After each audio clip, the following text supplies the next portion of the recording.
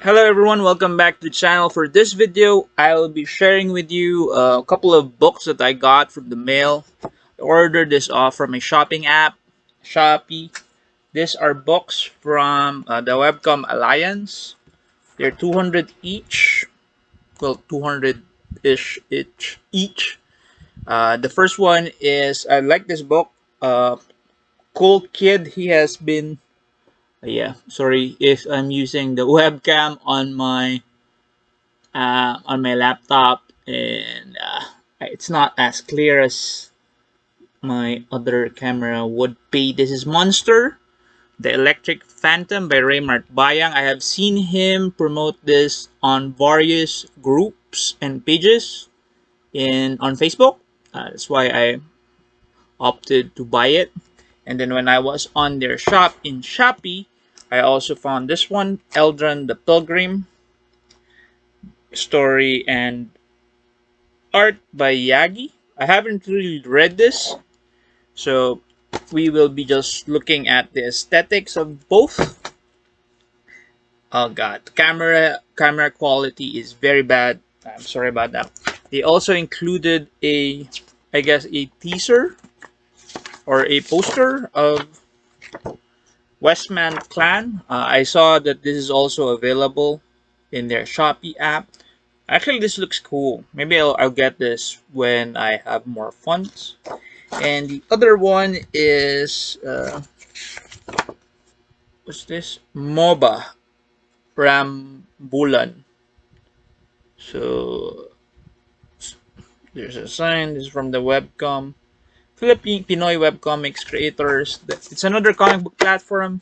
I have invited them a couple of times to do an interview with us with Comic Con. I haven't really received an answer from them. Yeah, or I received an answer, but it was too late for the event. I do hope that we could also feature them soon. Um, so first off, one thing that I noticed with Monster is if you open it, yeah, I'm not gonna change camera angles. I am working. Um, Most of my film equipment and my microphone is shot, so I'm not gonna change. You could see there is a big space, big space up here and down here. Um, some of the pages it's more prominent since um, this having no panel lines would have been intended to be bleed. So the page size is not proportional to the actual print size. So it's one thing if you are gonna do a comic book and you are opting for it to be printed. Um, it's good to know if your publisher or anybody who's gonna print your book, what size they'll be printing it in. That way you could uh, plan for your bleeds and you could plan for proper proportional size page. So if you're gonna do a spread, it's not gonna be a problem, and it would make your work look a lot more professional. Also, I'm not sure what they use to print this. I'm assuming this is desktop print. This does not feel at all like an offset print. When I ordered this, I was under the impression that it was gonna be offset. It feels like desktop printing. The the actual book is laminated. It has some sort of plastic lamination. Not really matte, not really glossy. The insides are black and white. So, how many pages is this? This is volume one, and this is quite thick actually. Mhm. The other one suffers from the same problems, but this one does not have that much of bleeds in their pages and has full panel lining in it. So it is not that noticeable. See, even the full page bleeds, the full page splashes. It has a border, panel border line, and it makes it feel that it was intended for this size. So this one looks cleaner in print. Also, there is a bit of a low grade quality to the print. I'm not really sure what resolution they gave the printers. Usually, when I prepare stuff for print, especially for black and white printing, I make sure that it's at least 600 dpi dots per inch. Um, um, because I want my prints to be crisp. I want it to be the blacks that I intend to be as sharp as it can be. And one way to do that is saving your files into a larger resolution and asking your printer not to mess with your file sizes. I've seen a lot of local books, even those that are mass manufactured for printing, that are have rasterization in it, especially those that are toned, so it has moire patterns. Moire patterns are those patterns when you use tones or dots and they become like diamond shaped patterns. That's because the file was moved, either resized or uh, lowered or stretched out. It's good to prepare your files the actual print size that it is intended to be. For example, if you're toning it, especially with actual tones, it is good to tone it at the same print size that you're gonna be printing. Otherwise, you have to prepare it a certain way, tiffing compression and other sorts of things like that. Um, you have to know those things. So I know sometimes most of our creators or local creators do not bother with those.